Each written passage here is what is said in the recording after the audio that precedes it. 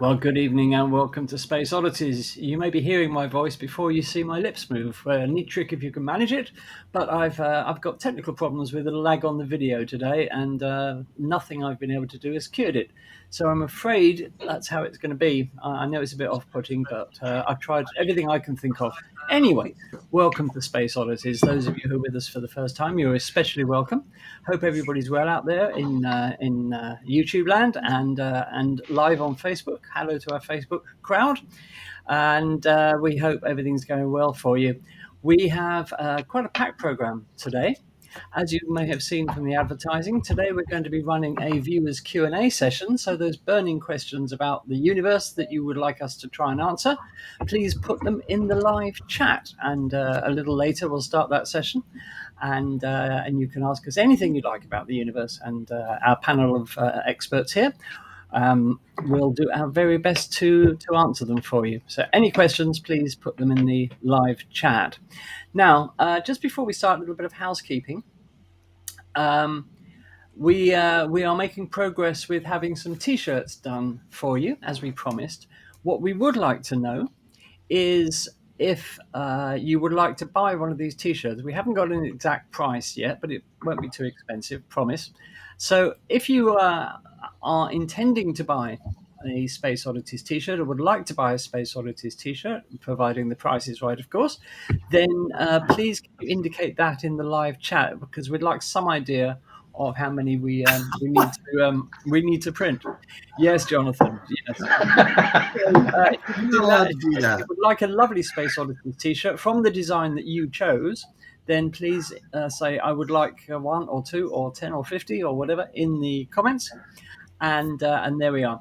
I'm joined on the panel tonight by an illustrious band of fellow Space Oddities. We've got Daz, we've got Roger, we've got Michael, we've got Bernard, we've got Jonathan, we've got Lou, and that's me. So how are you guys? Everybody okay? Yeah, wonderful. I'm all right. Yeah, cool. Fine, thank you. You've all How had about you? Okay to Wages go. are in. Wages are in. Okay. Just get paid, Jonathan? Is that a success story? Monthly, that is. Monthly. Okay. I'd have to buy a T-shirt. So we have we've got visitor from Canada on YouTube. So we've got quite a few of you saying yes in the comments. That's great. We'll count them all up afterwards. And, obviously, we will let you know the price as soon as we can. We'll be sort of sorting that out this week. But we have found a supplier that we're happy with so far. And I hope it's better than our calendar supplier. That's what I've got to say. So we will give you full details on the calendar as soon as we possibly can. We'd like to say a big thank you to our sponsor, Weather Valley Optics, for supporting us in this little venture of ours. So thank you, RVO, for your ongoing support. We'd also like to say a big thank you to those of you who have bought us coffees and kept our caffeine levels up, kept us going, so to speak. So a big thank you to everybody who's bought us a coffee. And again, that is much appreciated. So we may as well crack on with the program. And I think in time-honored tradition, we will go straight over to the man with his hand on the pulse of the cosmos, so to speak. So Roger will now impart some wonderful knowledge about what's going on in the night sky. What's going on, Roger? Well, not too much with this astronomical lack of darkness, but there we go. What can we do? So for just after the first week of June, we're coming away from the full moon to the third quarter at the weekend coming up. So not too bad there. We've got still a run of clear skies down in Sparkford at the moment. So this was how it looked late last night. I haven't got one for tonight because it hasn't risen yet. So still busy solar imaging. So this is one of a frame that I'm hoping to make into an animation to show the surface movement and the solar activities of these prominences that we are still enjoying all the way round. This is what the sun was like today, so we've still got a reasonable bit of spotting about on the sun, also in hydrogen alpha as well. That's a mosaic. They don't quite line up side by side, but that's how it is. Just deal with it. Just tilt it a little. It's a little bit tilted on the other one, yes. Just a I little. couldn't be asked to turn it round after faffing about with the picture, so there we go. So, for this week, we are now, I've now got these times at 11 o'clock because it's almost dark by then. Venus is still about in the night sky, although it is getting rather low now, and we are now getting well underway with the summer triangle of Deneb, Vega and Altair coming up now, and also the core in Scorpius, which is now becoming visible to us all. So as the night goes on, that will rise and rise, and we'll be able to see the Milky Way core a lot easier. So apart from Venus in the night sky, we've got a very small, dim Mars, and of course, during this week, we are getting the gas giants coming up in the morning. So that's something to look forward to. And on the 10th, we've got, in the morning, we've got Saturn and the Moon reasonably close together. I can see rigged round here. And then about an hour or so after this, Jupiter starts to rise out of the up out in the sky, but obviously with the sunrise coming out, it won't be very obvious. But some people have been imaging Jupiter and Saturn almost in the daylight, so it can be done. So that's quite good. But this week we do have an image from the James Webb, and this is from the Saturn's moon Enceladus, and it's showing what it's been ejecting out in its orbit. And there is a water torus around its orbit from all the ejecta from this little moon. So there we go. Yeah, I did see. Yeah, because Enceladus is only 313 miles in diameter, so it's doing quite well, really, spewing out the out its contents. It's about 300 liters a second. It's pouring out, and the reason why it's only one white pixel in that image, because people have said, the James Webb is giving us glorious big images of distant galaxies. Why is this so tiny? Well, you have to remember, as Roger said, it's only 330 miles across, and it's in this image, it only represents, it's actually smaller than 1 pixel, because it's such a tiny body so far away from the Webb telescope. How much did we pay for that telescope? It's, not enough. Pixel images. Yeah. But the length of that plume apparently is about 9,000 miles. So, and as we know, a lot of that material will go into forming the E-ring around Saturn. Some of it, of course, will fall back onto the surface of Enceladus, which accounts for the moon's brilliantly white, smooth surface, which is ice. And a lot of that comes from the water that falls back onto the surface from the plumes. That's all I have for this week's In the Night Sky, I'm afraid. Oh, okay. Thank you very much, Roger. Thank you, Roger. Thank you. Good-o. Okay, well, moving on. We've got a few things I want to say. So we'll do that, and then we'll crack straight into the week's news. And then after that, we'll go to the Q&A session. So hang on to your questions for the moment, and let's go straight into the few things I've got here.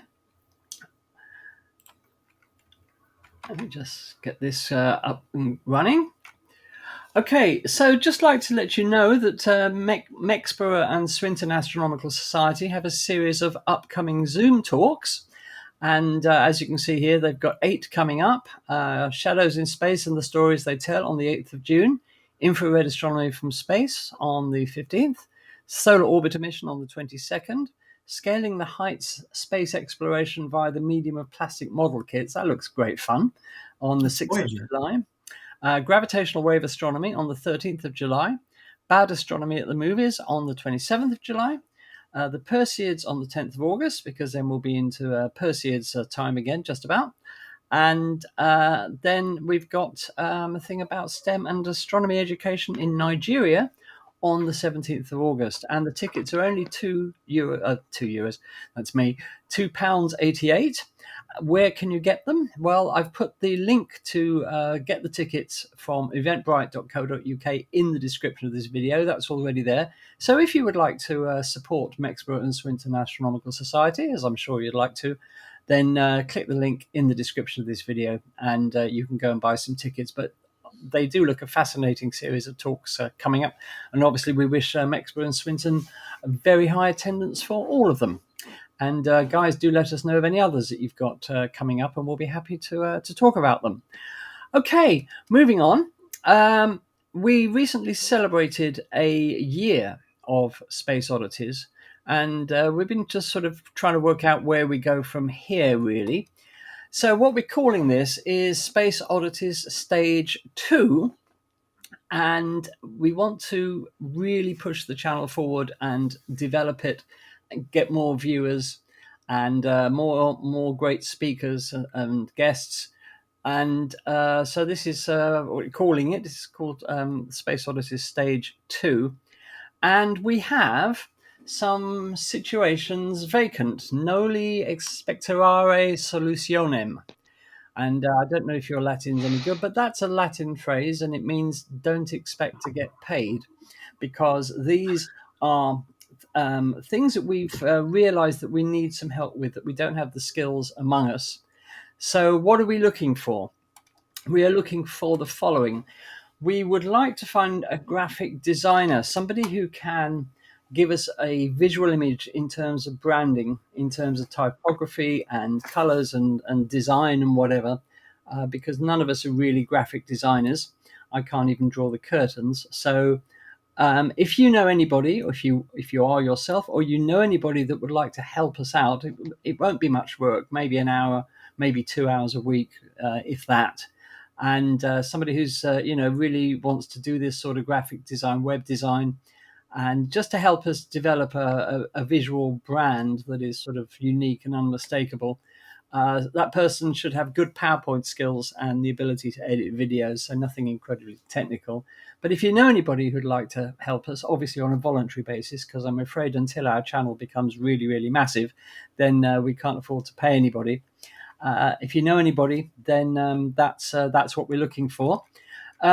If they know anything about artificial intelligence, that would be great as well, because AI is going to become incredibly important in visual presentation very, very soon, and it's beginning to be already. And looking to the future, we would like to sort of get involved with using artificial intelligence a bit to generate visual material for the channel. So that's who we're looking for. And the other thing we're looking for, we have sort of a vacancy, if you like, for a couple of panelists who would like to join us on the panel. And this is because although we've got a good number of panelists, not everybody can be here all the time. And we thought it might be nice to introduce some sort of fresh blood into the panel. So what are we looking for? We're looking for, obviously, for somebody who is passionate about astronomy or astrophysics or cosmology or space exploration or anything cosmic, or all of them, obviously. Somebody who's preferably decades away from a pension, and we'd like to bring some younger people into Space Oddities, because as you may have noticed, most of us are sort of getting on in years a little bit. So it'd be nice to have some younger people involved with Space Oddities. And if that person is female, then it'd be great for Rachael. It means Rachael won't be so lonely. But anyway, we're looking for somebody who can create presentations and videos and has ideas for some original material to join us on the panel each week and become a Space Oddity. So if you fit the bill yourself, or you know anybody that would like to do that, again, I must stress this is unpaid work. We don't get paid for any of this. We do it out of the love of astronomy and space, and there we are. And somebody, of course, who's got nothing better to do on Monday evenings. So if you know anybody that fits the bill, then do email us at spaceodditieslive@gmail.com. So if you're a graphic designer or know somebody that is, or if you would like to join us on the panel, we'd be really interested in talking to you. So do drop us an email. Okay, let's move on with the week's news. The first and great news this week is that LIGO is back online, the Gravitational Wave Observatory, which of course detected the first collision or merger between two black holes in 2015. And there are two LIGO detectors, one in Washington State and one in Louisiana. And it's been offline since before COVID, just as COVID hit. The observing run at the time, observing run 3, was closed down because of COVID. And they've used the opportunity to introduce some upgrades to LIGO, which has made it a lot more sensitive, about 18% more sensitive. And also its range has been greatly increased, the distance from which it can detect gravitational waves. So it's great to have LIGO back online. It started observations again on the 24th of May, and already it's discovered 4 black hole mergers, a merger or collision between a black hole and a neutron star, and one event which has not been conclusively identified yet. Now, one of these was the farthest gravitational wave event that has ever been observed. So the upgrade has indeed enabled them to detect gravitational waves from much further out in space. So this is good news. The other 2 gravitational wave detectors, the European Virgo detector and the Japanese Kagra detector, have similarly been undergoing upgrades. They will be joining LIGO back online within the next couple of months, and all 3 gravitational wave observatories will then be observing, and who knows what they're going to find in observing run 4. So this is really, really exciting stuff. Also news of the possibility that a second Kuiper belt has been detected. Now, you may well be aware that the Kuiper belt is that zone beyond the orbit of Neptune, which includes in its near side Pluto. The NASA New Horizons spacecraft has been traveling through the Kuiper belt since it flew by Pluto. And where it is at the moment, it is appeared to be a band, if you like, a zone where there are not many objects. But astronomers now think that there are more objects further out. So it looks as if there's a sort of a gap between 2 distinct Kuiper belts, if the data is correct. And this diagram shows you where New Horizons is at the moment, smack bang between what they think are 2 distinct Kuiper belts. This is a great surprise that there is this zone. And I think, Daz, you were wondering whether that was being carved out by the elusive Planet 9? Yeah, so it was just a theory. We were chatting about it in Discord, and everybody keeps on about this Planet 9 or new. Yeah, and you know, we don't know at the moment. That's the obvious answer, but it's quite exciting that this our Kuiper belt, which we thought was just one zone, could be 2 divided by a gap. So that's quite interesting news.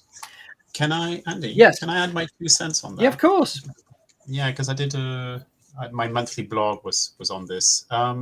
Just a few things, just to clarify for our viewers. Of course, there are other objects that we know that are further away from the Kuiper belt, like scattered disk objects like Eris and such.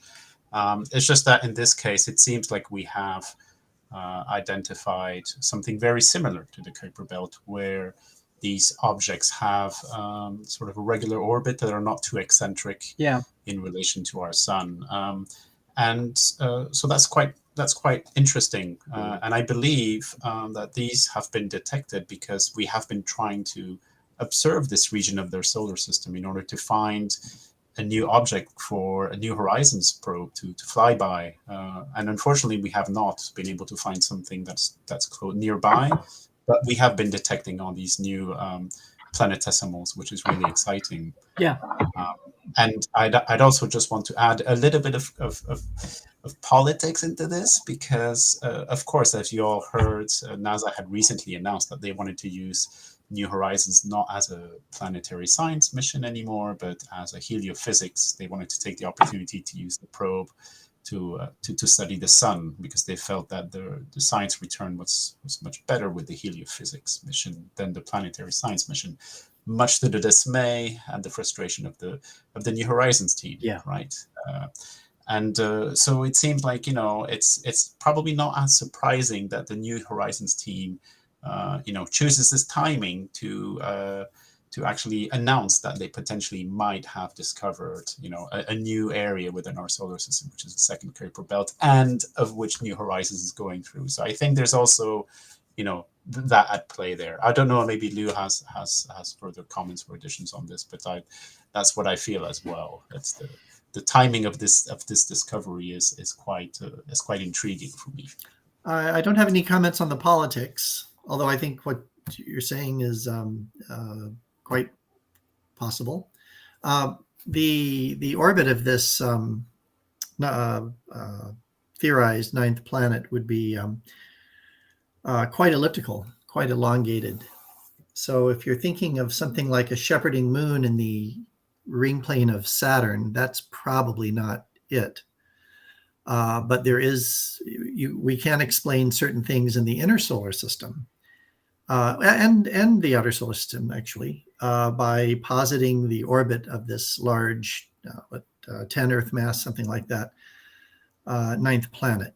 But so I don't know if the gravitation of the planet, its orbit, its inclination, and so on, would be responsible for a gap in the rings, but it would not be as the same kind of process as we see in the ring plane of Saturn with its shepherding moons. Right. Yeah, my understanding as well is that Planet 9, if it does exist, lies further away, like 100 AU. Mm-hmm. So that was some of the last reports I read. I think they were looking into that direction, but who knows? It's an area of our solar system, but it's still full of mysteries, and anything can surprise us, right? So yeah. And when you think we didn't even realize that the Kuiper belt was there till the early 1990s, so historically very recent, we've discovered this outer zone of the solar system. It's quite amazing what we've discovered already. True. So yeah, it's a fascinating place. Let's just see what's going to happen with New Horizons and all the rest. This is exciting. It is. It's very exciting. Okay, thank you for that, guys. Moving on. The crewed launch of the Boeing Starliner, which was due to take place in July, has been delayed again. I won't bore you with the history of the Boeing Starliner, but it's been a catalogue of disasters, one after another. It's now at least 3 years behind schedule. And now some other problems have emerged. The major problem is that there are literally hundreds of feet of electrical wiring harnesses inside the spacecraft. Cables running everywhere, which are sort of wrapped in tape. And Boeing have discovered that the tape is flammable, or to be more exact, the adhesive on the tape is flammable. This is not good news in any spacecraft. So rather than rip all the wiring out and replace the tape, what they're going to do is to wrap the tape in another layer of tape which is not flammable. This is going to take quite a long time, and NASA, I think, are being rather optimistic when they say that it could launch in the autumn. More realistically, it'll be next year now, but this is just another disaster in the long and sad and expensive history of the Boeing Starliner. And talking about sad disasters, the maiden launch of the ULA Vulcan rocket, on which so much depends for ULA and indeed the US military, has been delayed again. And this time it's a problem with the BE-4 engines. They were going to static fire the rocket for the first time, and they were into the countdown when they discovered that they were getting some really strange readings from the engine's ignition systems, which weren't right. So they had to stop the countdown. more problems with the BE4 engines. Now, who's responsible ultimately for these BE4 engines that have been nothing but trouble? They're 5 years behind schedule. Why, step forward, Mr. Jeff Bezos, of course, head of Blue Origin, who promised the engines to ULA to form part of their new Vulcan launcher 5 years ago, and has only recently delivered them. And it looks like the ones that he did deliver have got these problems with the ignition system. So well done, Jeff, another winner. So again, we don't know when or how long this launch is going to be delayed, but we'll keep you posted on that. Good news, though. Just let's have some good news, for goodness sake. Sierra Space's Dream Chaser space plane, the world's first commercial space plane, went through a milestone this week when it powered up for the first time, obviously on the ground. And this is now all set for launch later this year. It's maiden flight, a revolutionary space plane that's been so long in the making, but they've powered it up for the first time and everything worked. So that's a good step forward. So congratulations, Sierra Space. Andy, sorry to interrupt, but what's this launching on? Well, it was meant to be launching on a Vulcan. Right, okay, that answers my question. Yes. I Provided think it might be an Atlas. Right. Okay. I think it wasn't the original plan for Vulcan, or perhaps they've changed it because they were having so many problems with the Vulcan. Right. Okay, thanks, Michael. If it's an Atlas, they haven't got any problems. So Yeah. Great, thank you. Well, we talked to Melissa Quinn, the departing head of the Spaceport Cornwall last week. And this week there's been some excellent news for Cornwall. Space Engine Systems, which is a Canadian company, have signed formally a deal with Spaceport Cornwall for the testing of their revolutionary Mach 5 space plane. And they've shipped the first prototype over to Cornwall already, and they're starting testing this month. As you can see from this picture, there'll be a prototype, and then after that there will be Halo 1, and then a much bigger Halo 2, which has a large cargo capacity. And this thing is absolutely unbelievable, traveling at Mach 5. It actually uses, it's not a hybrid engine, it uses two distinct engines, one a jet engine and one a rocket engine, and then it swaps from the jet to the rocket engine at the right height and the right speed. But apparently it's quite revolutionary, and the fact is that this will really help Spaceport Cornwall going forward. It's a big deal. So well done, and congratulations to Space Engine Systems and Spaceport Cornwall. This is excellent news. NASA's working group on UFOs held a public meeting to discuss their findings, and the findings were, well, basically that there weren't any. As with virtually every single inquiry into UFOs since the 1950s, NASA have found that about 2% of all UFO sightings that they examined were unexplained, and most of those were due to insufficient data. So again, move on, please. Nothing to see here. This whole thing about UFOs rears its head from time to time. People go mad over it, but the reality is that there's very little to investigate. Great graphic, Andy. Sorry? Great graphic. Yeah, I'm glad you like it. Yeah. So really, yes, nothing to see here. Going back to Project Blue Book in the 1950s, the US Air Force examination of the issue, all came to the same conclusions, and every study since, that the vast majority of people do not know what they're looking at in the night sky and report common things as UFOs. In this case, one of them was a Bart Simpson balloon that was reported as a UFO. And another case, there was a report from Navy pilots that they saw objects skimming over the surface of the sea at incredible speeds, and when the footage was analysed, whatever they were only moving at 40 miles an hour.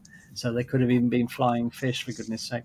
So nothing to see here, basically. If that changes, obviously we'll keep you posted on that. Actually, can I just add my 2 cents? Yes, again? of course.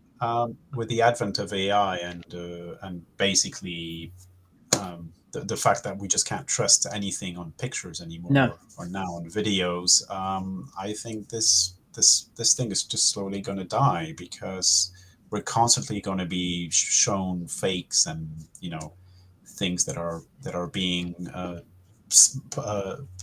placed as being real, but obviously they're not going to be, and it's just going to be more and more difficult to debunk and therefore to attest to UFOs. So I'm just curious as to how the coming years are going to go with the advent of AI and the visualization they create. Yes, because as you said, because one of the sorry, go on. yeah, one of the problems they did find, or they did air, was that the amount of data that they've actually got, and it's all from civilian sources, because they were bemoaning the fact that they can't any of the military from aircraft or from radar or from anything like that, because, and it's true what they said, is if they issued all this, made all this information public, it would downgrade their capability, because their enemies would know what their capabilities are. So there was that was one of the things that they were bemoaning, is that they could do with all this information, but I don't think they're going to get it.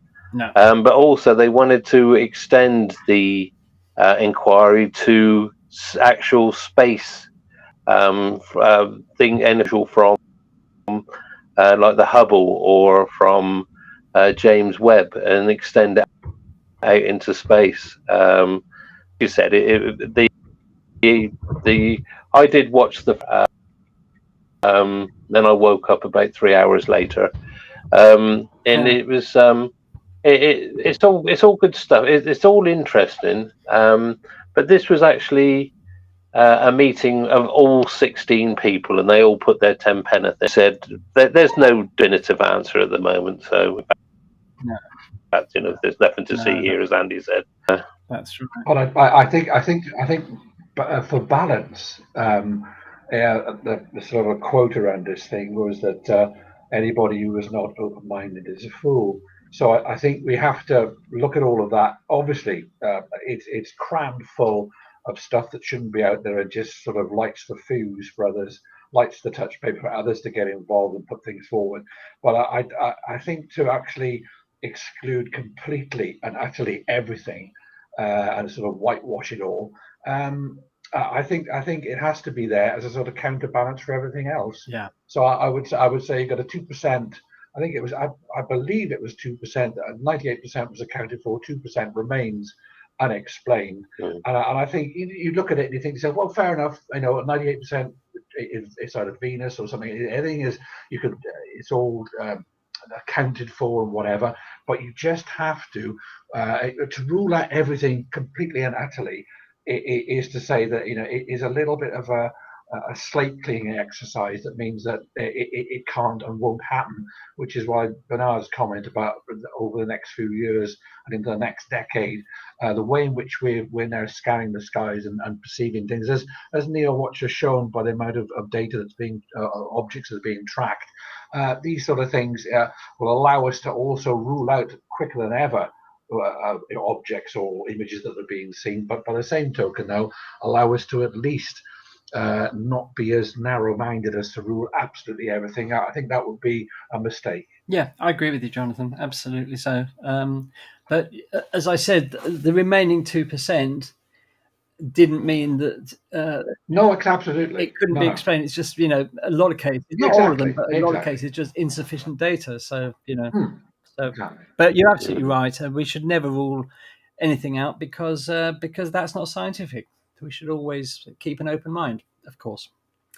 Okay, thank you for that, guys. Great news on Mars. Look at this lovely photo from Perseverance rover. Perseverance rover has gone up onto the top of the what presumed ancient river delta in Jezero crater, and it's found evidence of a massive, fast-flowing, powerful, deep river on Mars. You're looking at it now, but the sedimentary layers that this river left behind, and this river apparently was capable of transporting large boulders, And scientists are really surprised that the water appears to have flowed so deeply and so strongly and so quickly in this ancient river. And if you look at this, it can't really be anything other than an ancient riverbed. This is fantastic news, and it brings us a bit closer to find out what exactly happened in Jezero crater, how much water there was, whether the whole crater was filled with water, which I think they've discounted now. They think it was pools or small lakes of water in the crater rather than a uniform covering of water, if you like. So this is a fantastic discovery, which obviously Perseverance is going to spend a lot of time on Mars analysing. And talking of Mars, as I reported last week, there have been problems communicating with the Ingenuity helicopter. Well, you'll be glad to know that Ingenuity and Perseverance are back talking again after the helicopter was completely out of contact for 6 days, which was worrying the mission managers. Perseverance and Ingenuity are now in communication again. And one of the problems they had was that during the cold Martian night, basically Ingenuity had to reset itself every morning, and the clocks of Ingenuity and Perseverance were trying to communicate at different times, so it's hardly surprising they weren't talking. But they've now got everything back in sync, and the two are talking again. So we're looking forward to Ingenuity's 52nd flight. Don't forget, it was only expected to last for 5 flights, and here we are at flight 52. Quite an amazing vehicle, and it's made some incredible discoveries. And lastly, astronomers have discovered these mysterious radio filaments in the center of the Milky Way, about 1,000 of them. They are aligned, if you like, perpendicular to the plane of the galaxy.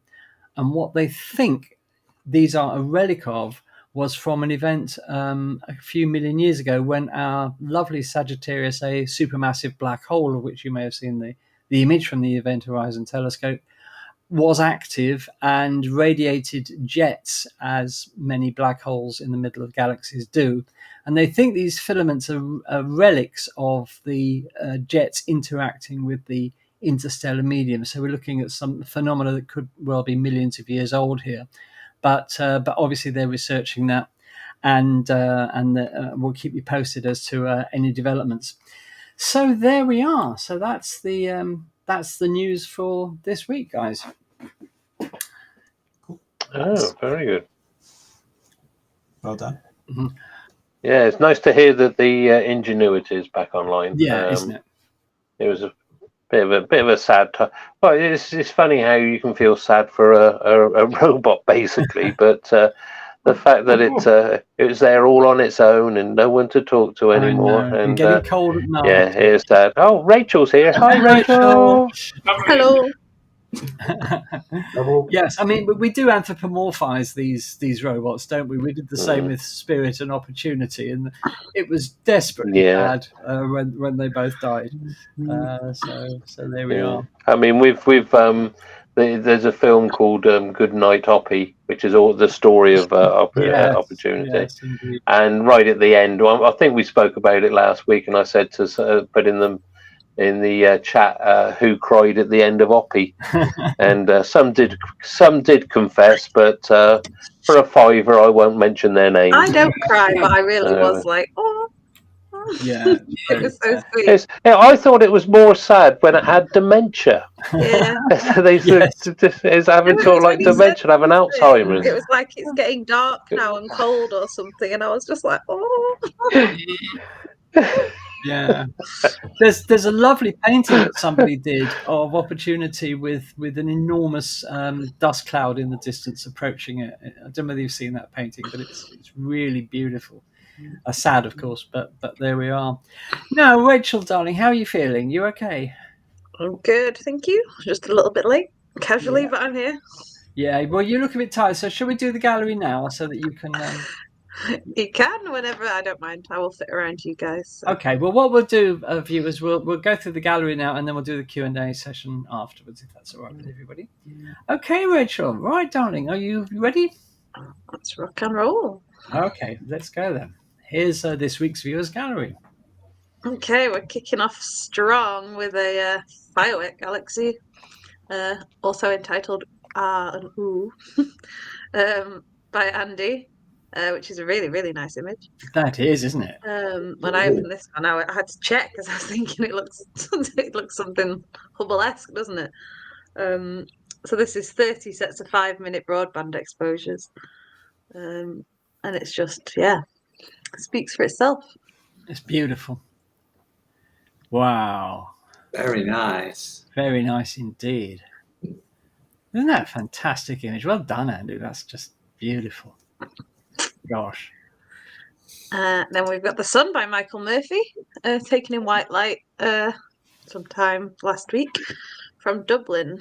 And again, it's a really lots of spots. Lots of spots. Active little ball, isn't it? And lots of definition in the structure of those spots. You can see the umbra and penumbra. Yeah. See a bit of granulation.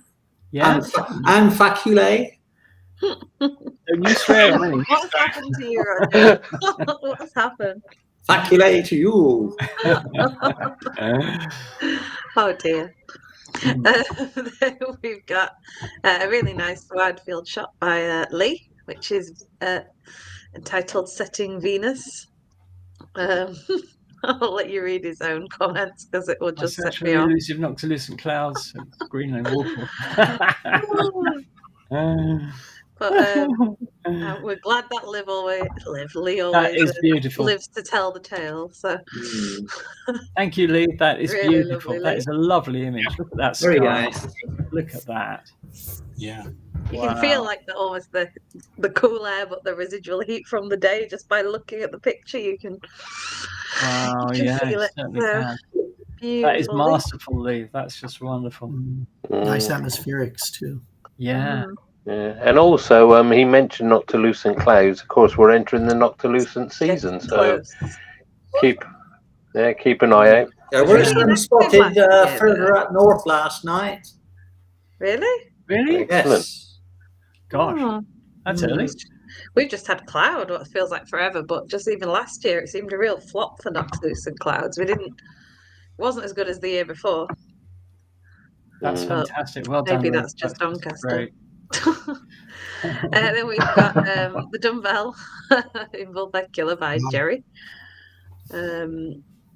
which is always a nice little cheeky apple core shot. Nice. Nice color. Very I nice. think we've got another entry of this in tonight as well, which is strange because we don't have it that often. I'm sure there's one later on as well. Or I was that tired, I've put it in twice, we'll find out. We've got a really lovely tulip nebula by Chris in the Hubble palette, which is about 4 hours on HA, 5 hours on oxygen, and 3 hours on sulfur. So Wow. Really nice. The Tulip Nebula. That's not one I'm familiar very with. nice. Mm. No, we've tried it. We need to go back to it, but it's That is lovely to see beautiful. that tulip shape in the middle. Gosh, that's amazing. Colour's Cheers. beautiful, isn't it? Look at that colour. Beautiful. Very nice. I knew he did. There was another dumbbells by Kev, which is the first one. It says he's taken in nearly 4 years, and he doesn't know why because he loves it. So he's only managed 1 hour on this, which is really good for an hour. That is good for an hour. Mm. I'm like That's you, just an Kev. 8-inch. I love the dumbbell. That's with just an 8-inch scope. Yeah. too. Yeah. It's fantastic. Sorry, go back. Yeah, is a 8-inch edge. Yeah. So we'll look forward to see it if you're adding more. I'm guessing you're adding more. But yeah, well, 1 hour already is That's phenomenal. very interesting. I used to look at the dumbbells so much. I got to the point where I could just point my telescope straight at it in the sky. I knew exactly where it was. But I haven't looked at it for a while. I must revisit, definitely, as we're now in dumbbell season. Must. Dumbbell season. Yeah, that's right. That's it, is it? That is it for this week. All Short right. and Well- sweet. Well, thank you to all of you for sending those wonderful images in. You know how much we adore looking at them, so we're very grateful to you for sending them in. If you would like to send us your astro images, then please email them, one image per email, please, to spaceodditieslive@gmail.com. And if you could make the subject of your email a gallery entry or something very similar, then Rachel will be able to find it easily. And thank you so much. Okay, moving on then. So we thought this evening we would do a question and answer session. So now is your chance to ask us any questions. Well, not about anything, obviously, but astronomy or space related. We Capital Ask cities. anything. We may not answer anything. Careful.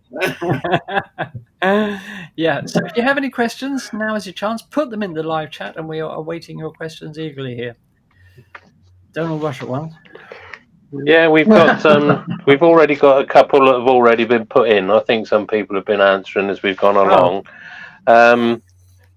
Now I think it's Anthony Page. Oh, I could be wrong on that. If I've got that wrong, I do apologise.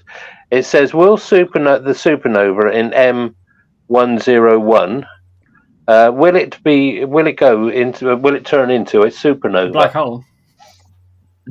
A black hole, supernova. sorry. It won't turn into another one. I think it's a super You never know. Might be a repeater. Yeah. Well, that I mean, You only need 5 to 10 solar masses to get black hole status, right? yes. So we don't really know the mass of the progenitor star. So if the star was massive enough, it will have collapsed into a black hole.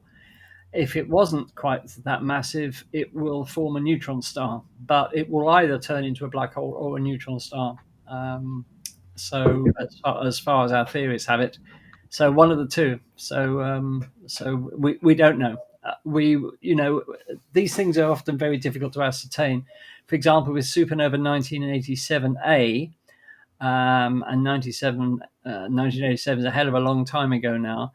Astronomers expected it to collapse into a neutron star, and it's only very recently, after all these years, that they think they have found evidence of a hot spot right at the center of the supernova remnant, which represents a neutron star in X-rays. And it's shielded from us by enormous clouds of dust. So this is why it's taken so long to find it, because the dust has taken since 1987 to clear to a point where we can start observing it. So we may not know about this supernova in M101 for quite a while, what happened. So there we are. Okay, there's a question here, which I'll put up on the screen. Lee says, would you rather travel to the moon and be able to return, or travel to another planet, exoplanet, or moon and never return? Panel. Ooh. Do you have to go alone, or can you personally- take people with you? That's it. Make it technical, Rachel. I get seasick. I don't know. Because I don't want to have to take Johnny if I can't. Oh, being recorded. I hope I you would know only this is go to being a planet recorded, with Rachel. if they had Wi-Fi. If the planet had Wi-Fi, I might go. Yeah. You'd have to set it up. Yeah. No.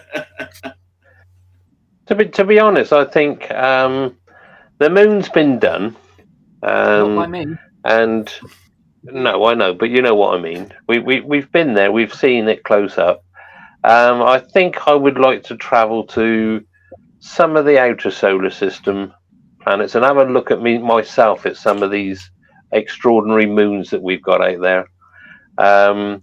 And I could still come back. Well, no, I can't now because I'm getting on a bit. So yeah, wherever I go, there's a good chance I'm not going to come back. So it doesn't really matter. I've got it for you. When you step off the spacecraft onto the new world, it's one small step for Daz. Yeah. The last step for Daz. The last step for Daz. I'd like to say something about that. I think the moon will attract a lot of tourists when the time comes. Even though you say it's been done, I think it'll be a good place for tourists to go to when the opportunity's there. Personally Yeah, speaking, a stab at the moon for me, but I wouldn't mind a good look around Bristol. I've only driven through it a few times. But when you talk about the moon, it's going to become one industrial complex. I can see it happening, and they'll be mining for everything that they can find. But the thing is, before anyone can mine anything, how are they going to sort out? Because the moon's owned by no one. How are they going to sort out rights? You know, you can't just go and knock a stake into the ground, and that's where you're going to dig. So it's Generation of planets. Yeah, well, yeah, or it'll be something like out of the Expanse, where you got the outers, the innards and the outers. But no, it's strange. It's a strange. It's a strange.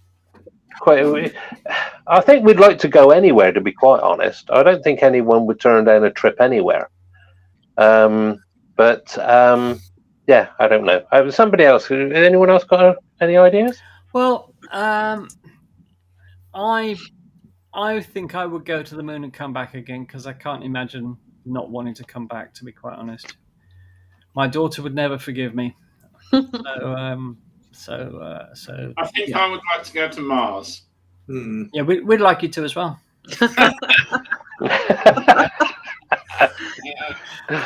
If only for the photographic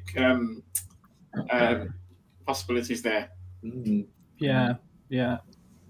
I think I'd go to the moon and come back. Yeah. And if you think about all the planets we image and how gorgeous they are, actually ours is probably one of the prettiest. You know, we don't realise how nice we are if we were actually on another planet looking at ours. I think we're one of the most pretty planets to look at. So I think anybody else would be desperate to get to these blue pools of water and you know, all this stuff. I think we probably don't realise how lucky we are. When will the first human use a telescope on another world to view the Earth? It's already been done. No, the first human though.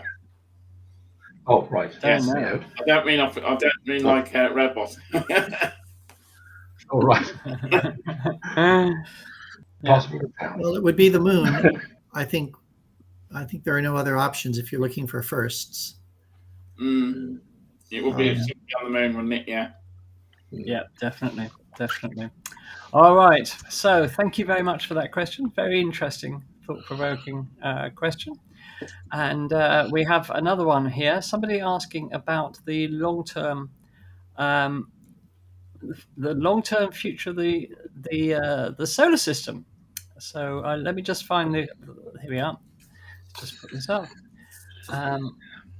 My software appears to just be grinding to a halt for some reason. We've really got problems tonight. But there we are. Here's the question. What is the long-term story for the solar system? After the sun goes to a white-brown or brown dwarf, the planets are just left hanging about. Is there any way our system reverts to a cloud of gas or dust and starts again? Who wants to take that one? Well, we won't go to brown dwarf, because brown dwarf's a failed star. They'll go to a white dwarf. But before that happens, of course, as we know, it's going to go through the giant stage, where it's going to expand as it stops burning hydrogen. It'll start to try to burn helium, which needs more energy, which means the outer layers will expand. And of course, as we all know, it will probably engulf all the way out to Mercury, Venus, and possibly even the Earth. But even if it doesn't devour the Earth, it will blow off the atmosphere. So the Earth will become a sterile planet anyway. It'll also go through a pulsating stage. So it'll sort of like throb for a while. Now, whether or not we would be able to, basically, we don't want to be around when that happens anyway.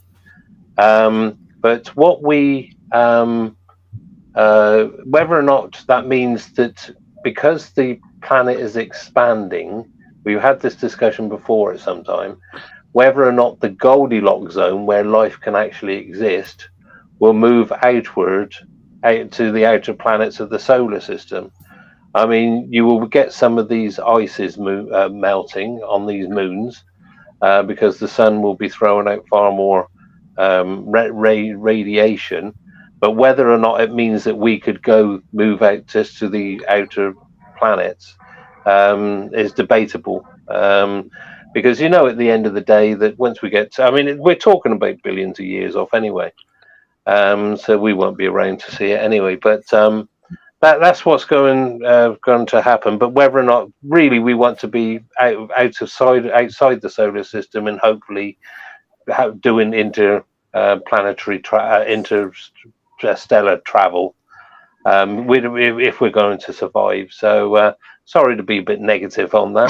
But anybody else got any thoughts? I think the thing is that according to what we think about the long-term future of the sun, when it does swell up into firstly, in about 1 billion years, increasing solar radiation will make the Earth uninhabitable. It will sterilize the Earth. So although the planet has got maybe 4 or 5 billion years left before the sun either swallows it or gets impossibly close to it, that it just burns to a cinder, in about 1 billion years, increasing solar radiation will sterilize all life on this planet.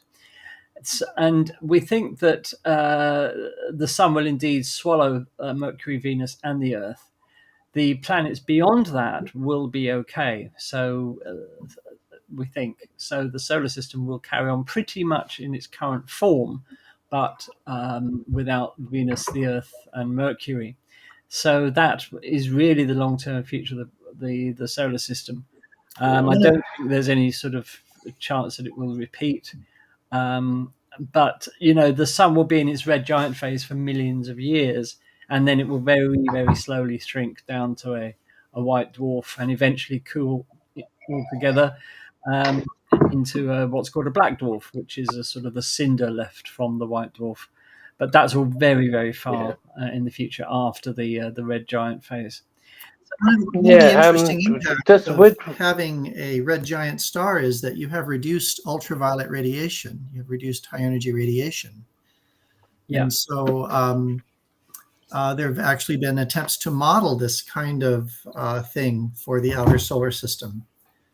Right. And there's a paper by Chris McKay and others. Chris, I think, is out at Ames Research Center, and imagining what it would be like to live on Titan under a red giant sun. And with the reduced ultraviolet emission from the sun, the atmosphere of Titan would clear up, right? Because you would be dampening down the photochemistry that's causing the haze. And it would be warmer because you've got this huge sun that's pumping out lots of photons with this huge surface area. And so it might be a nice place to live, either moons of Saturn or Uranus. Yeah, as I said, the Goldilocks zone could move out. The only other thing is when, like you were saying, Andy, it will eventually be a white dwarf and then a black dwarf. Would there be enough mass in the white dwarf or the black dwarf to actually keep the planets in their orbits? You could probably do the calculations, but don't forget. No, I'm not going to. The answer is yes, there should be, but the planets will move further out in their orbits because there will be reduced mass because of the ejection of the outer envelope of the sun. Yeah, absolutely. Okay. Absolutely. Yep. Interesting. Okay, thank you for that question. Bernard, could you do me a favor and take over the posting of the questions on the screen, because my software here is just about ground to a halt. If you could do that. Yeah, which question do we want to? Well, the one after that one, basically, the one after Graham's question. Okay. I think it was actually. I think I've just found it. Oh God, it's gone again. I do apologise, viewers. We're having real technical problems for some reason tonight. Is it the one from Steve? Talk about the white dwarf as soon as cool. No, it's before that. Sorry about that, Steve. Okay, just give me 1 second. I have it here. I'm just Right, there's I've got just it. a I've got lot it. It's the of, one from Chris, comments. and Chris wants to know, which I've just. No, not that one. Okay, here it is. Sorry, Chris, I'm having a few problems here. Okay, Chris says, do the panel think extraterrestrial life will be discovered in some form in the next 15 years? I wouldn't like to put an ultimate time frame on it, but I would have said that it's inevitable at some point that it's going to happen, but whether or not it's within 15. But at some point, it will give. It's the way it is. Statistically, it has to happen at some point, which is why what I was saying earlier is to not rule out everything completely, because what we perceive at the moment might not necessarily be in a state that we can actually see, hear, or be observant of. So it might in actuality be already in a state of what we're unfamiliar or unable to recognize. But time frame wise, it will happen. It's inevitable, I'm sure of it.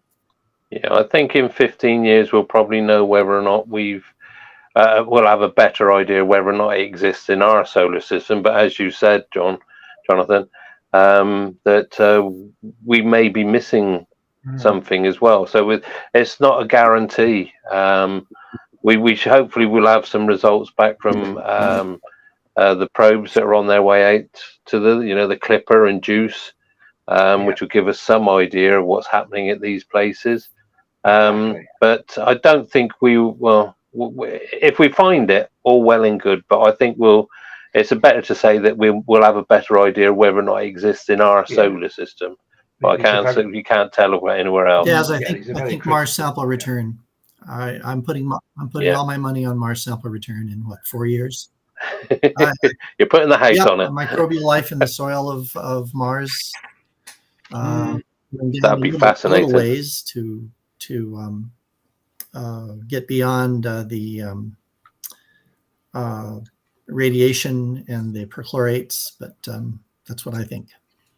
And in case viewers you're not sure what that's all about, these are the samples of Martian rock and soil that the Perseverance rover has been taking and packing in special tubes, which it is leaving on the surface of Mars to be picked up by a space mission in about 10 years, they say, isn't it, Lou, I think?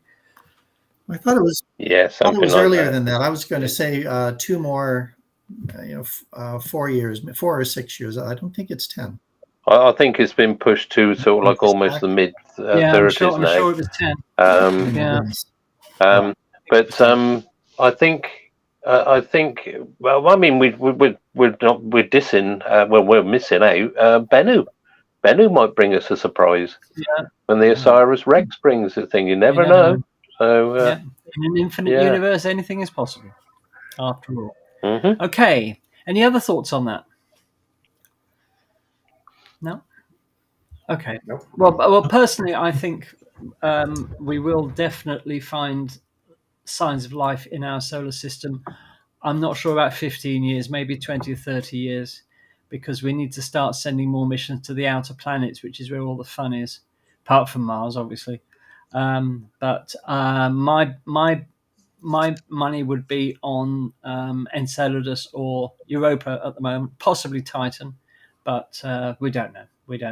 We will know more when Juice and the Europa Kuiper get there to see whether the environments are indeed conducive to what we conceive of as life. But I think it'll be a few decades before we can conclusively prove life elsewhere in the solar system, unless, of course, the Mars sample return indicates otherwise before that. I'm surprised no one's mentioned UFOs. No, I'm not. How far away can we get from that? You mean UAPs? Okay. Yes, UAPs indeed. UAP. Yes, I don't know what happened to UFO. There we are. The new definition. Unidentified aerial phenomena. Da da da da da. Phenomena. Da da da da. That's anomalous phenomenon. Yeah. Oh, is it anomalous? Yeah, unidentified anomalous phenomenon. Yeah. Okay, let's move on. Thank you for that. Another question from Chris now. we're going in strict order here to be fair to everybody. If the universe is constantly expanding in all directions, on what scale is it expanding? The space between atoms, am I getting bigger? Well, some of us are. And any thoughts about that? Are you getting bigger? If space No. is expanding, no. Yeah, no. It's unless you're producing dark energy to generate your expansion, then I shouldn't think so. I think this idea of space expanding is a little bit of a misnomer, a little bit misleading, because as I understand it, and please correct me if I'm wrong, which I'm sure you will, as I understand it, it doesn't literally mean that things are expanding. It means the volume of the universe occupied by matter is getting bigger. And I think that's what it's talking about. It's not really talking about things expanding and getting bigger. It's just that since the Big Bang, the volume of space occupied by matter is getting bigger. And that's all it is, really, I think. So things are flying apart in all directions. It's like blowing up a balloon. The volume of the balloon gets bigger as you blow it up.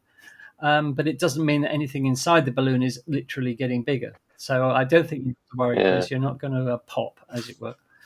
Yeah, well, just talking about that, when you asked about the T-shirts, I think we've certainly got a problem with expansion in our viewers with the sizes that they were putting in there. I did see that. And somebody wanted a 3X. I did. I include myself in that. Yeah, Jonathan. Go ahead. No, I was just pointing out my expansion rate as well. So isn't that proof that dark matter exists then? Those T-shirts getting bigger and bigger. Yeah. Lou, have you got any thoughts on that? I was just going to say that yes, you're right. It's space that's expanding, not the objects in space. But the result of this is that the bulk density of matter in the universe is getting less and less. Yeah, of course. And so at some point, trillions of years in the future, if you just extrapolate this outward, things won't be close enough together to form anything new. So we won't be able to form any stars or planets. And other stars will have died out as they've slowly given off the last radiation they had, and so it'll be a pretty dark universe. Yeah. So, like, going on from that, and I'm just picking out another question here. It's actually from my daughter, which actually follows on the same line in a way. It said it is believed that there is an ending point of the universe. And if there is, what do we believe lays beyond? Well, you're going to be disappointed with the answer. We don't know. I was going to say something similar, I think. Yeah, it's. I mean, when we can only view in any one direction. I think it's 46 billion light years either way. So if you take that and we look the other way, you're talking about 92, 93 billion light years. That's all we can see. That is the observable universe that we can see at this moment. And that's in all directions, no matter which way you point your telescope. If you're in the southern hemisphere, the northern hemisphere, it's the same. That's all we can see. Now, if somebody was 46 billion light years and 1 meter beyond that, they wouldn't be able to see us, as we cannot see them, because they are just outside our range. But it also means that if you're anywhere in the universe and you look out, you will see exactly the same. So, and the reason we can only see that far is it's because it takes time for the light from these objects to reach us. And as we were talking about with expansion, and also as things get farther away, they increase their speed. And eventually they will possibly get to a speed where they will go almost as fast as the speed of light, so that we will never catch up with that light. So there's a chance that we will never know. But as regards if there is an edge, We don't know where it is, if it does exist, and what's beyond it we do not know.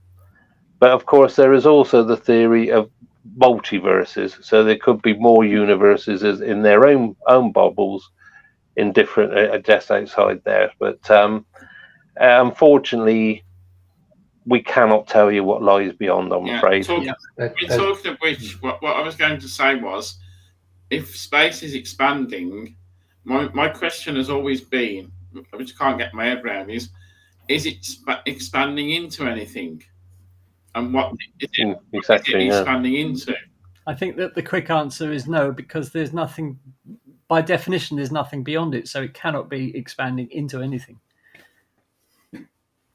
I'll leave you to ponder that one. On a similar note, by the way, can I just say hello to Mark Thompson? Hello, Mark. How are you? Nice to see you. Thank you for dropping in. Hope you're okay. Hope everything's okay. Lovely to see you. Haven't seen you in a while. And we're bidding good night at this point to Kevin and to Rachel, both of which have retired for the evening. So thanks, guys, for being with us, and we'll catch you next week. On a similar note, John Walton wants to know, do you believe the theory that the universe will retract once it can't expand anymore? No. Like a rubber band. I can't see it, because if it's expanding and the expansion speeding up, eventually everything will be so far apart that the gravity will be so weak that it can't retract. I mean, also, I think Ian's put here that the universe will suffer heat death,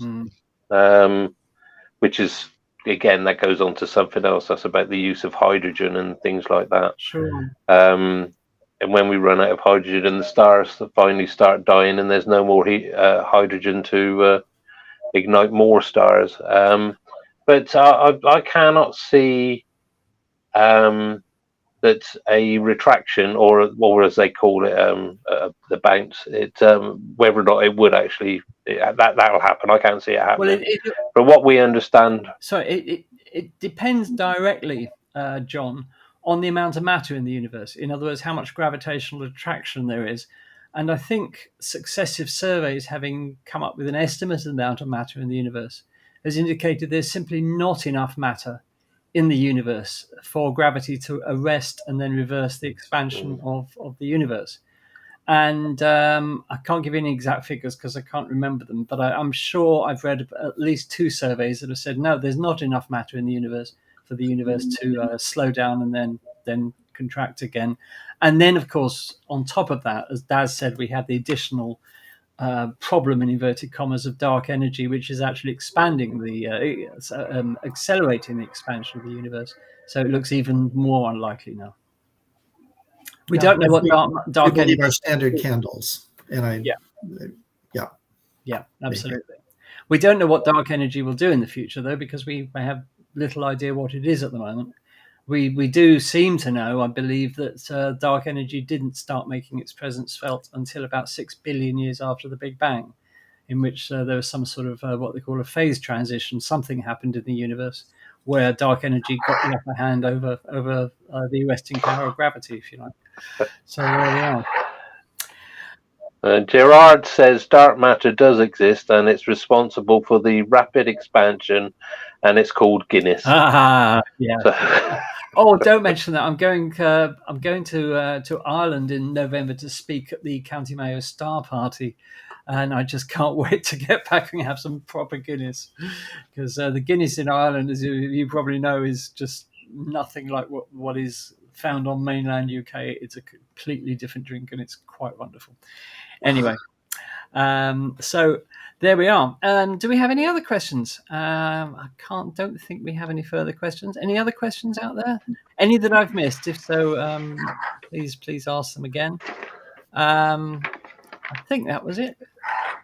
There was one that was solicited from a friend of Amber's. In fact, it's Ollie. He and his brother won the binoculars. It's a neighbour, and he was talking about how long does it take the light from the moon to reach us. And really, we're talking about the speed of light here. And as we know, the speed of light is approximately 300 million kilometers per second, or that's 677 million miles per hour.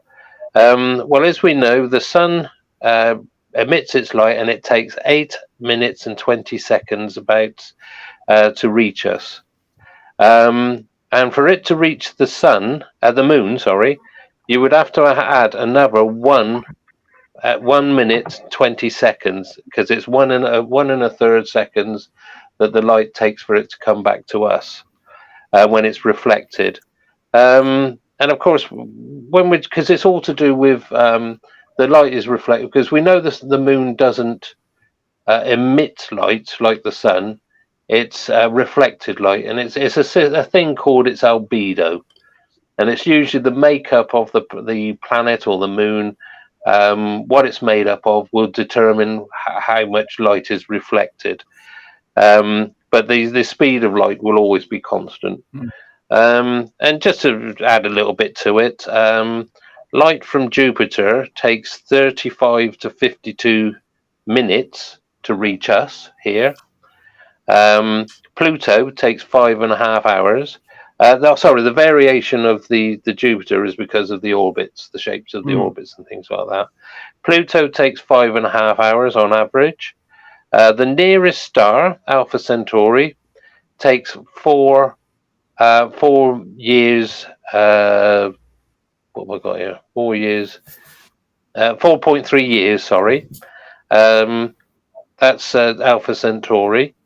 The brightest star is 9 years. That's Sirius. Betelgeuse or Betelgeuse is 430 years. It takes the light from there to come to us. Orion Nebula is 1,500 years, and the Andromeda Galaxy takes 2.5 million years. And of course, when we're talking again, I'll reiterate it, that's with light traveling at 677 million miles per hour. And that's how long these lights are traveling towards. How long does it take for the light from your to-do list to reach your eyes? Weeks. On a week. Yeah. 7 days. Years. Yeah. Great. Well, thank you. Yeah. Well, that's it. Yeah, the to-do list that. I'll always get round to it, but they don't have to tell me every 6 months. We've got another question here from Elaine. Moving on. If there are multiverses, would our expanding universe expand into another universe? And what would happen to matter if the laws of physics in the other universe are different to ours? Now, that's a good question. Wow. Yeah, because I think we've discussed this before, Andy. In the microwave background, and this was hypothesized a few years back, they believe they found round bruises in the microwave background, which they think could be where multiverses, other bubble verses, have bumped into us. Now, whether or not this is correct, nobody really knows.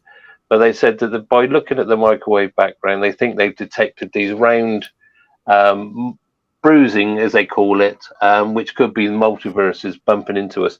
I don't know, because that means they're talking about that we're like a bubble. And it's sort of like our membranes bumping together and things like that.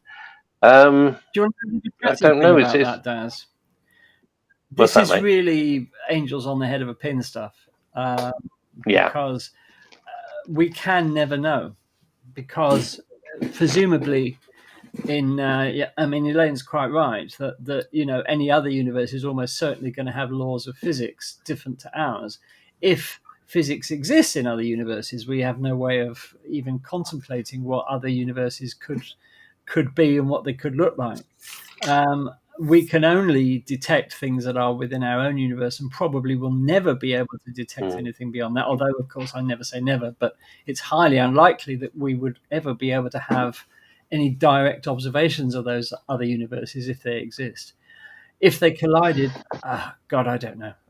There is some question as to why the force of gravity in our universe is so weak, or at least relatively so weak to the other three. That's forces. right. It's meant to be leaking, isn't it? And so it would be consistent, or one. There's no way. I don't know how you test this, but one thing that's been advanced is that perhaps it's leaking out. A puncture. Yeah, very, very, very slow puncture.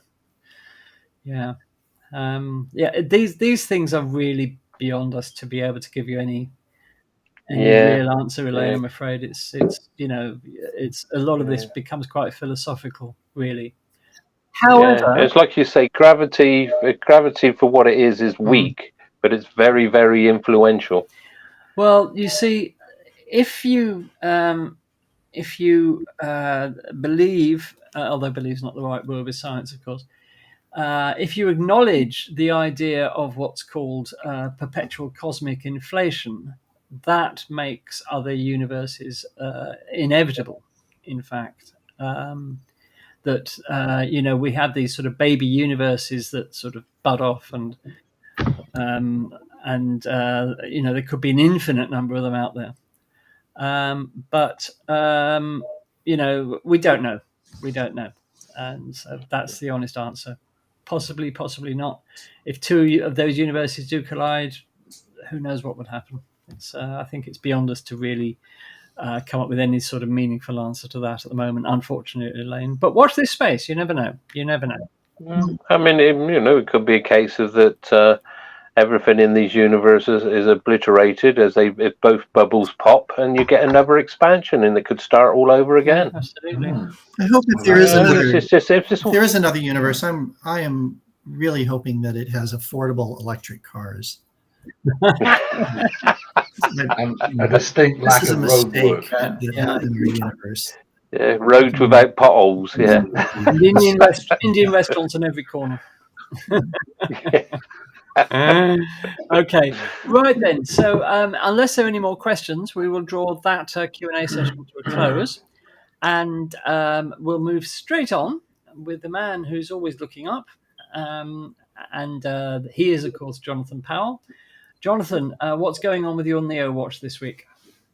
Yes, very good evening, and obviously saving the best until last. Of course, as always. And now everyone's gone to bed. Absolutely. Or if they aren't, this will do it. Okay, three objects came close to us during May 2023. That was 2023 JO, JA3, and KT, all smaller than 10 meters, but they did pass within half a lunar distance of us, so those three were noted down as being the three that passed us during May. Heads up for the end of the month, it's World Asteroid Day. Is it? On Friday, June the 30th. And now there's live stream talks and events highlighting obviously research in the field. Now, although it's a one-day event, it's over 2 days. Go figure. So the first is streamed live from Luxembourg on the first day. Hear the results of the Luxembourg jury. And on the second day is independent contributions from all over the world. So that's Friday, June the 30th, and then day 2, that's July the 1st. If you want to find out any more information about that, it's www.asteroidday, all one word, lowercase.org, but I'll give you updates on exactly what we expect to hear from World Asteroid Day at the end of the month. The European Space Agency, they're planning to land a tiny mobile phone-sized satellite on the asteroid Dimorphos. It's the gravimeter for small solar system objects. It's called GRASS for short. Weighs about 33 grams and will hitch a ride on board a CubeSat named Juventus, which is part of the European Space Agency's HERA mission. for planetary defence. It's due to launch this October, and it will arrive at Dimorphos in around about 2 years' time. And it's trying to measure the gravity that Dimorphos can hold. So that's something to look forward to, launching in October, arriving 2 years later. Now, of course, we celebrated 1 year not so long ago on our first anniversary. The ESA recently celebrated its 10th anniversary, and they published a list stating that as of May the 31st, 2013, there were 9,967 known numbers with regards to near-Earth objects, 5,712 of which were larger than 140 meters in size. Now, over that decade, of course, advancements in discovering these objects has increased significantly, and that means that by the end of May, just gone now, that total had risen from 9,967 to 32,099. So significant advances there. I believe that 10,000, about a third of those, are larger than 140 meters in size. So all credit once again to the ESA for the work in which they're doing. And the figures for this week look like this. Like I've just stated there, the current total of near-Earth asteroids stands at 32,099. That was just at the end of May. On the risk list, those that are still deemed problematic for the future, although I believe current calculations mean that for the next 1,000 years, unless we have a random object passing or crossing our orbit, it does appear to be safe at the moment. So for 1,000 years, it looks that way on the current projections, although that could all change overnight should something else be discovered. 1,487 on that list, 121 near-Earth comets. And I know Lou loves this statistic. Current known asteroids with good orbital information stands at 1,179,334. And the current number of near-Earth objects discovered since the start of the year stands at 1,071. So all the stats are in for the week. But looking forward to World Asteroid Day and any sort of discoveries that they made, and looking forward to the talks there to find out exactly where we stand on certain issues. But I would have thought somewhere in there has to be planetary defence, which I would bang on about sort of being overlooked, really. I know we're doing plenty of research and visiting, but I think that's got to be at the core, or at least a part of the talks that are going to go out as to the current position on what to do, which apparently stands at nothing at all at the moment, but we can advance on from doing something in the future. Well, we did have a successful asteroid impact with DART. Oh, absolutely. But look at direction. Look at the sort of the way in which that was. We're talking about. I know a sort of preconceived idea that was executed over a certain amount of. It's having a safeguard in place now, which can deal with something that comes unexpectedly, rather than a planned approach to sort of deflect something out of the way.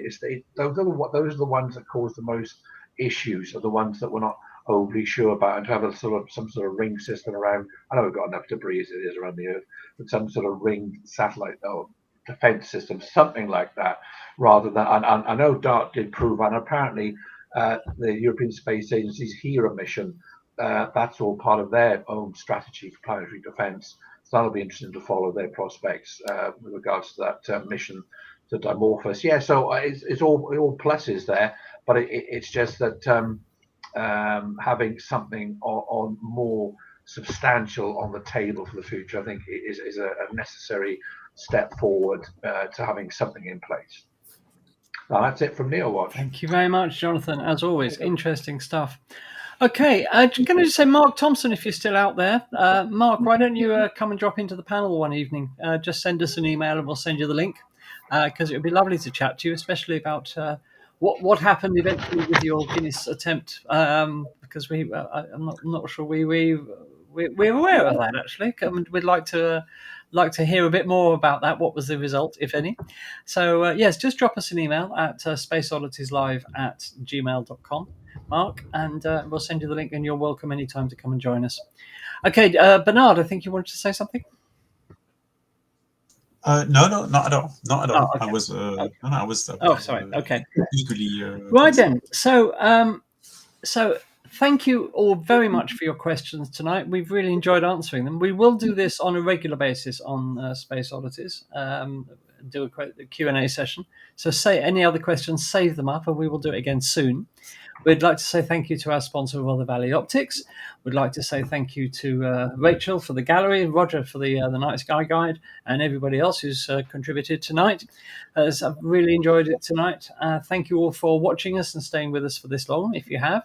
I know some of you have gone, but of course you won't hear me say that because you've gone. Yeah, Mark said, yeah, we look forward to seeing you, Mark, anytime. Just drop us an email and we'll send you the link. And thanks for being here. And yes, so thank you everyone for watching us tonight. Thank you for the coffees. We will, of course, return next week. Don't forget, just a brief recap, we're looking for a graphic designer and more oddities to join the panel, and preferably not of pensionable age. So thank you for listening tonight. And email address, just to reiterate yet again, spaceodditieslive@gmail.com. So there you are. Have a wonderful week, everybody. Say good night, panel. Good night, panel. Good night, panel. We will be back, of course, 8 p.m. UK time, 3 p.m. EST next week. I'm not quite sure we can do it next week, but we'll come up with something. And that's it, really. And thank you for joining us if you have on Facebook, on our own group on Facebook. Don't forget the latest on the Space Oddities, that we have a Facebook group simply called Space Oddities. Also like to say a big thank you to anybody who's watching us on the Astronomy Island Facebook group. So thank you for tuning in as well. Lovely to see you. And we'll see you all next week. From everybody at Space Oddities, have a fantastic week. Take care of yourselves, and goodbye. So there we are. Bye-bye. Keep looking up. Keep looking up, yes.